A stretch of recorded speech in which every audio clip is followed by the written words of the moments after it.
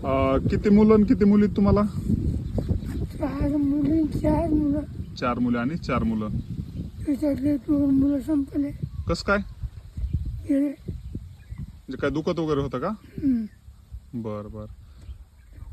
आता कोण आता मुलगा सांभाळते का?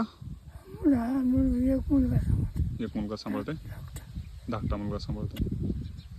चला नशीब, चला मुलं बाळासोबत आहेत तुम्ही. मग आता गावाकडेच थांबायचं ना, इकडे कसं आलात कार का? म्हणजे गावाकडे असं थांबायचं. आपल्याला असं पाणी देणार नाही, चांगल्यावर पाणी देणार वगैरे गावाकडे आपल्या हाताखाली कोणीच नाही. मग भाकर स्वयंपाक कोण करणार आपल्याला? त्याच्यामुळं द्यायला पाहिजे. असं आपल्याला पाणी भरून देणार नाही. त्याच्यामुळं यावं लागलं. संडासला द्यायचे, वेगवेगळं न्यावं लागतं. हो हो.